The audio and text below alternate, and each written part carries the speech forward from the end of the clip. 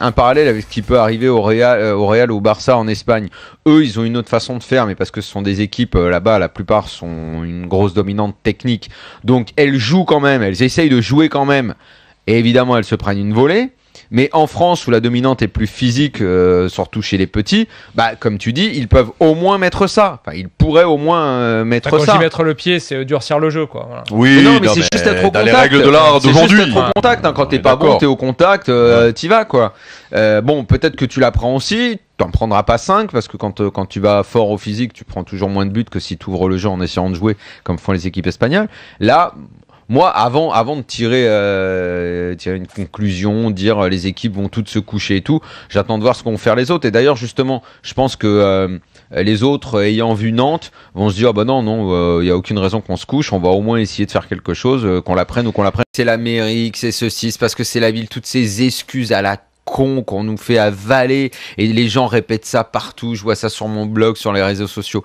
C'est juste de l'incompétence à tous les niveaux. Il n'est pas possible, pas envisageable que dans un championnat de France où il y a autant d'argent, on ne soit pas capable de mettre une bonne surface de jeu. Et les gens avalent ce manque d'exigence, cette incompétence, cette nullité sans rien dire. Ça me dépasse. On est à des années-lumière du professionnalisme dans notre championnat et ça n'est pas que au niveau de la pelouse. Alors, il est où, monsieur Labrune? Je sais pas. Moi, depuis le début de la saison, je dis que je ne crois pas à sa politique, que je ne crois pas à ce qu'il dit. Non pas parce que c'est un menteur, parce que je le crois sincère, investi et passionné par la tâche.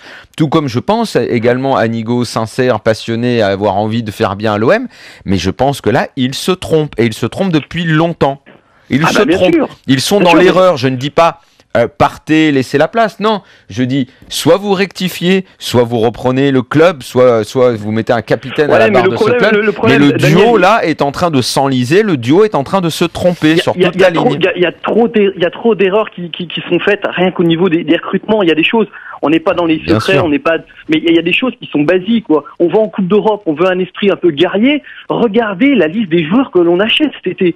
À un moment donné, faut arrêter, 200 000 de salaire, 10 millions de transferts. Ouais, non, mais Lemina, moi, je suis pas dans la politique sportive, hein, mais s'il m'avait passé un coup de fil en juillet, j'aurais dit de pas l'acheter, tu vois. Tout sort, beaucoup de gens parlent, certainement trop, et si c'est le cas, ça veut dire que le vestiaire est troué.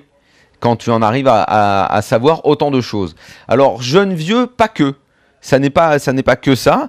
Qu'est-ce qu'on fait? On essaye d'expliquer comment fonctionne le puzzle marseillais, Gilbert. Donc un premier clan Morel, Gignac, Chéroux.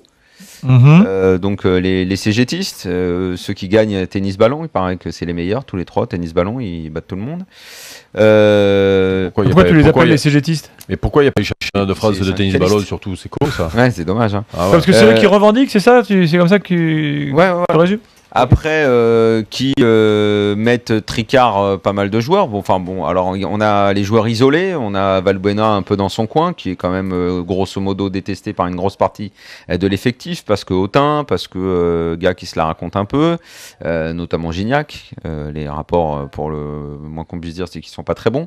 Dimitri Payet est également plutôt isolé dans le vestiaire. On l'appelle, je crois qu'il a un surnom, c'est Monsieur Entraînement. Parce qu'à l'entraînement, il est très bon, mais quand arrive le match, c'est terminé, il se liquéfie. Leurre. L'année dernière, Marseille n'était pas bon. C'est un leurre. Et encore une fois, tu ne réponds pas. Le foot, ça joue à 11. Tu veux pas pouvoir jouer si t'as pas des latéraux, ne serait-ce que corrects. Tu les as pas. Mais